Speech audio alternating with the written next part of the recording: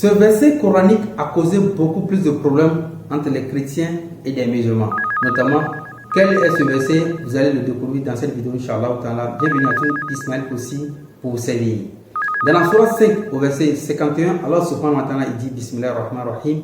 Oh les croyants, ne prenez pas pour alliés les juifs et les chrétiens. Ils sont alliés les uns des autres.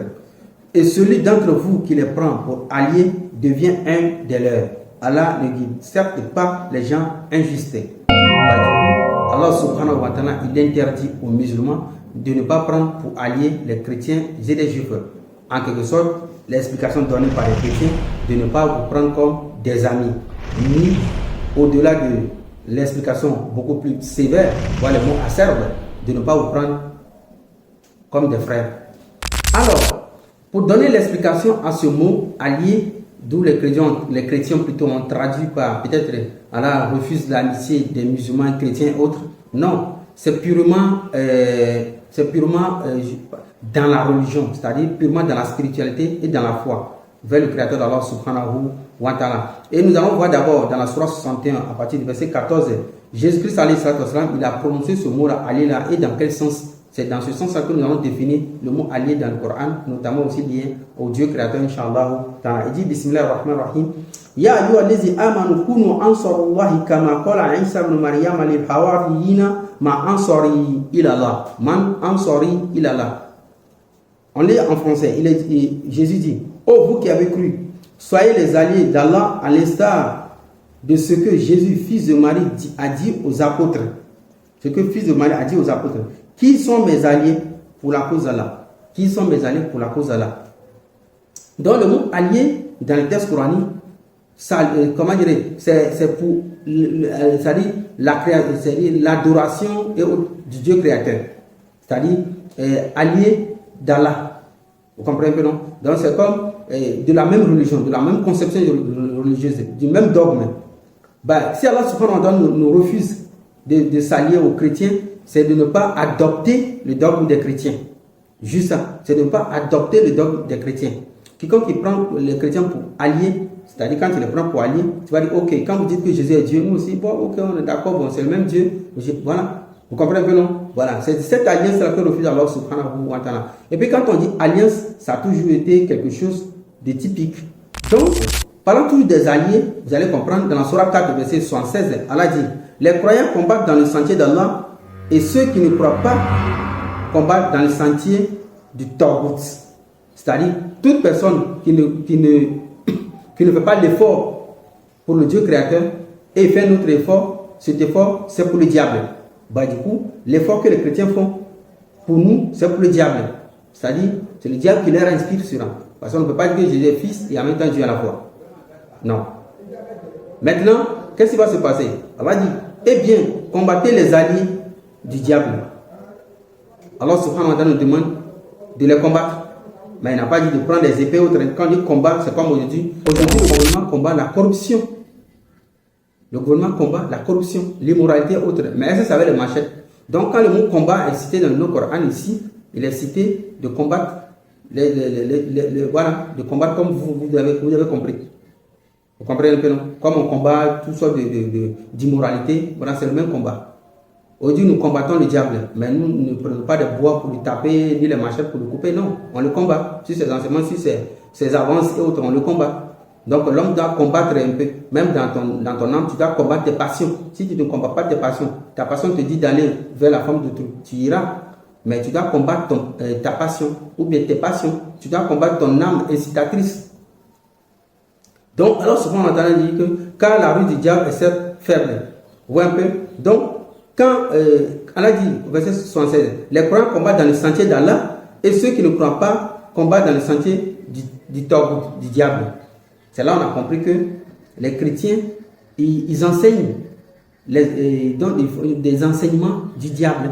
C'est-à-dire, ils sont inspirés par le diable.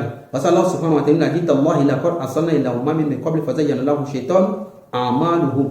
Allah dit en gros que quand il envoie un messager, après le départ de ce messager, il y a le diable qui vient inspirer les gens pour falsifier ce message-là. Et ces derniers qui le font, ils se disent que même c'est des bonnes œuvres, ils le font inconsciemment.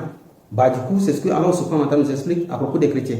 Donc, prendre un chrétien comme allié, c'est d'accepter son dogme ou même une partie, là, c'est interdit. Alors, prenons la sourate 3 au verset 68. Allah subhanahu wa ta'ala dit, Bismillahirrahmanirrahim, certes, les hommes les plus dignes de se réclamer d'Abraham sont ceux qui l'ont suivi, ainsi que ce prophète ici, Mohammed alayhi salam, et ceux qui ont la foi. Et Allah est l'allié des croyants. Et Allah est l'allié des croyants. Vous avez vu, non? Donc, un musulman doit prendre Allah pour allié. Vous comprenez un peu? Mais il ne peut pas prendre un chrétien pour allié. Pourquoi? Ce n'est pas le même dogme. C'est pas le même dogme. On ne lutte pas dans le même sentier du Créateur, non. Donc, du coup, en conclusion, ce que nous pouvons faire comprendre aux gens, c'est un peu ça, Inch'Allah. Alors, maintenant, la question de savoir si le Dieu créateur, Allah subhanahu wa ta'ala, s'il a recommandé aux musulmans de faire du bien aux autres, aux non-musulmans. Mais c'est simple. Dans la sourate 2, verset 177, Allah subhanahu wa ta'ala, qu'est-ce qu'il dit? Il dit, la bonté, il s'adresse aux musulmans, hein, la bonté pieuse ne consiste pas à tourner vos visages vers le levant ou le couchant. C'est-à-dire, juste je suis musulman, donc je me tourne vers le levant, par exemple, et puis je prie. Non, c'est pas ça seulement qui est la bonté pieuse. Mais la bonté pieuse est de croire en Allah. Premièrement, il faut croire en Allah, au jour dernier, aux anges, aux livres, aux prophètes, et de donner de son bien, quelque amour qu'on en ait, à qui? Premièrement, aux proches. Allah n'a pas cité ici aux enfants, hein, à tes enfants, non. Il a dit aux proches, aux orphelins, aux nécessités, aux voyageurs indigents, et à ceux qui demandent l'aide, et pour délier les jours, c'est-à-dire libérer les esclaves à l'époque, d'accomplir la salat et d'acquitter la zakat. C'est fini. Donc Allah subhanahu wa ta'ala, il recommande aux musulmans de donner leur bien d'abord aux proches. Il n'a même pas dit comment dire, à tes frères, tes soeurs, non, il a dit aux proches. Après maintenant, va voir beaucoup. Même le voyageur, Allah recommande de lui faire du bien. Même le voyageur.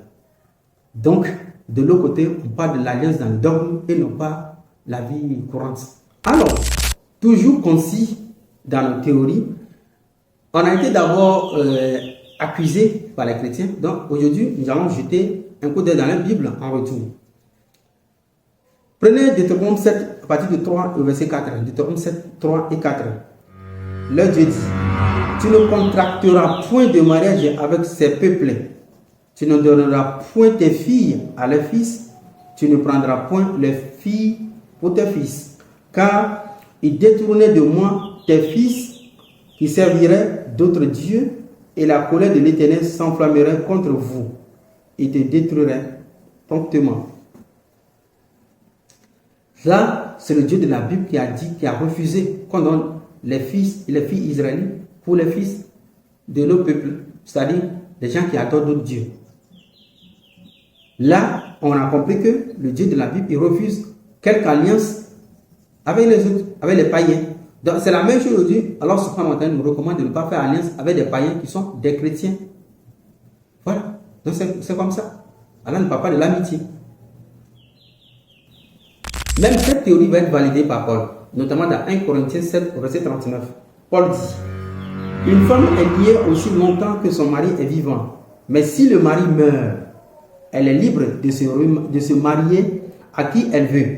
Seulement que ce soit dans le Seigneur. Seulement que ce soit dans le Seigneur. Et dans l'explication de le texte original, il est souvent dit que ce soit dans l'être suprême. L'être suprême, on sait que c'est Dieu. Voilà. Donc Paul, il est d'accord avec la Bible. Depuis Deutéronome 7 ici, il est d'accord avec eux. Mais si la conclusion, c'est que Paul aussi refuse qu'une femme croyante ou soit appartenant à son dogme se marie avec une personne appartenant à d'autres dogmes. C'est de ça que parle Allah subhanahu wa ta'ala. Donc nous, on ne doit pas s'allier à vous. Voilà, dans les dogmes. Donc c'est un peu ça, Inch'Allah, là. Donc, en définitive, la sourate 5, verset 51, de ne pas s'allier avec les chrétiens, c'est de ne pas, faire fusion, voilà, des dogmes et autres. Par exemple, tu dis aux frères chrétiens, ok, pendant les Noël ou les jours de je ne sais pas quoi là, tu vas venir fêter Noël avec nous. Pendant ta bascule aussi, toi aussi tu vas venir fêter avec nous. Non, ça c'est interdit. Un musulman ne fête pas la Noël. Terminé. Voilà. Voilà. Pour faire une fête, il faut comprendre le sens. C'est comme tu me dis tout de suite que, c'est comme je suis, beaucoup de musulmans, c'est une théorie qui a été faite, je vais juste mettre une minute dessus là. C'est-à-dire, je vous donne un exemple. Vous êtes quelque part, vous avez votre voisin. Le voisin est en train de fêter. Du coup, tu sors, tu vois, c'est la fête, tout le monde danse, tout le monde rit. Tu vas vers lui, tu dis, mais voisin, c'est comment? Il y a quelque chose ici que moi, il ne sait même pas. Le voisin te dit, mais tu n'as pas su, il y a un nouveau mariage là. Voilà. Ah bon, tu t'es marié nouvellement? Oui. Oh, elle est où, la mariée? Et puis tu vas, tu jettes un coup d'œil, tu la vois. Tu es étonné.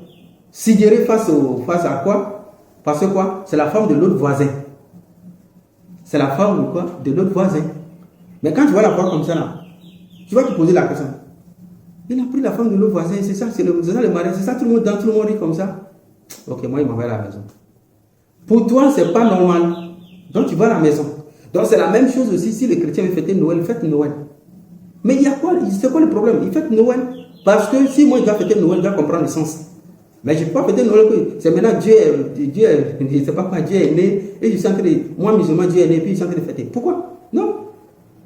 Voilà. Mais là, d'autres disent non, c'est pas le vivre ensemble. Non, non, non, non. Le vivre ensemble, ce n'est pas pourquoi j'appuie ce que tu fais que je trouve qui n'est pas bon.